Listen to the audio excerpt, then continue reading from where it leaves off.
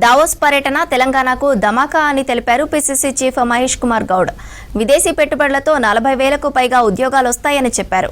పటాన్చెరులో కొత్త పాత నేతల మధ్య విభేదాలు వాస్తవమేనన్నారు. యూత్ కాంగ్రెస్ గొడవలో ఉన్న వారందరికీ నోటీసులు ఇచ్చామని తెలిపారు. ఈ నెల 26న నుంచి 4 సంక్షేమ పథకాలు అమలు చేస్తామన్నారు ఆది శ్రీనివాస్. రేవంత్ హయాంలో రాష్ట్రం ప్రగతి పథంలో నడుస్తుందన్నారు ఎమ్మెల్సీ బల్మూరి.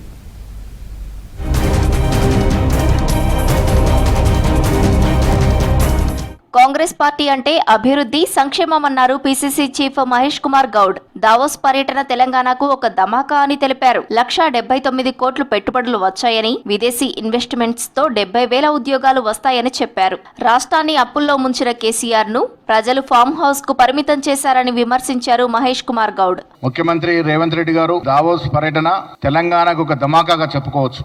పెట్టుబడుల కేరాఫ్ గా తెలంగాణ రాష్ట్రం మారింది అంటే ఇవాళ దావోస్లో జరిగినటువంటి ఒప్పందాల్లో మనకు వస్తున్నటువంటి 1,78,950 కోట్లు రాష్ట్రానికి పెట్టుబడులుగా వస్తున్నాయంటే ఇది తెలంగాణలో ఒక చరిత్ర.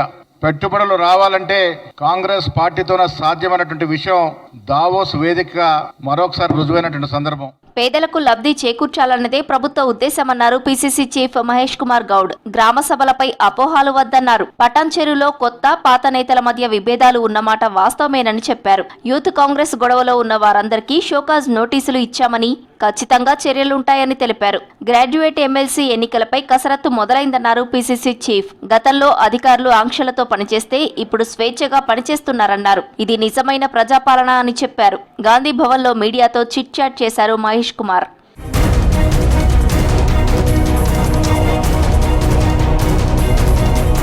ప్రజాపాలన ద్వారా ప్రజాప్రతినిధులు రాజకీయాలు చేసే కంటే అభివృద్ధి కోసం ఆలోచన చేయడం మేలని సూచించారు ప్రభుత్వ విప్ ఆది శ్రీనివాస్. ఈ నెల 26 నుంచి ఫిబ్రవరి 4 వరకు సంక్షేమ పథకాలు అమలు కానున్నాయని తెలిపారు. రానున్న రోజుల్లో వేములవాడ నియోజకవర్గం రూపురేఖలు మారుస్తామని చెప్పారు ఆది శ్రీనివాస్.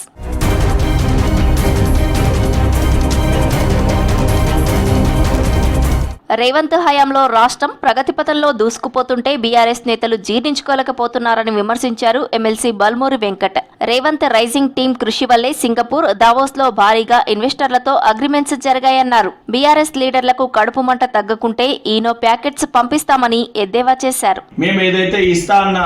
గ్యారంటీని ఇంప్లిమెంట్ చేస్తుంటే దీన్ని తట్టుకోలేక జీర్ణించుకోలేక ఒక కడుపు మంటతోటి దీనిపైన విషం చిమ్మే ప్రయత్నం బీఆర్ఎస్ పార్టీ నాయకులు కల్వకుంట్ల తారక రామారావు గారు చేస్తున్నారు. వారి యొక్క జీర్ణించుకునే తత్వం పెరగాలనే ఉద్దేశంతో డైజెస్ట్ ద గ్రోత్ అనే ఒక క్యాంపెయిన్ రన్ స్టార్ట్ చేస్తూ ఈరోజు ఈనో బాక్స్ ని, ఈనో ప్యాకెట్లని కల్వకుంట్ల తారక రామారావు గారింటికి, కల్వకుంట్ల చంద్రశేఖర్ రావు గారింటికి నేను కొరియర్ చేస్తున్నా. నీటి వాటాల విషయంలో బీఆర్ఎస్ నేతలు 2 రాష్ట్రాల మధ్య జల జగడాలు సృష్టించేందుకు యత్నిస్తున్నారని ఆరోపించారు PCC general secretary Addanki Dayakar. నదీ జలాలపై మాజీ మంత్రి హరీష్ రావు అబద్దాలు ప్రచారం చేస్తున్నారని మండిపడ్డారు. రాష్ట్రానికి దక్కాల్సిన న్యాయమైన వాటాల కోసం సర్కార్ రాజీ పడదన్నారు అద్దంకి. హరీష్ రావుకు కేటీఆర్ కు రోజుకొక సమస్య మీడియా కోసం రావడం అనేది విడ్డూరం.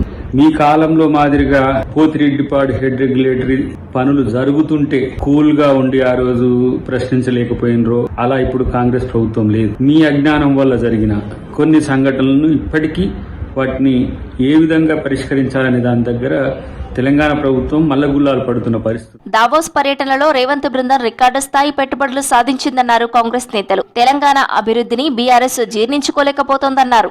అభివృద్ధిని అడ్డుకునేందుకు ప్రయత్నిస్తే తీవ్ర పరిణామాలు ఉంటాయని హెచ్చరించారు. ఇక కృష్ణా, గోదావరి జలాలపై అనవసర రాద్ధాంతం మానుకోవాలని సూచించారు కాంగ్రెస్ లీడర్లు.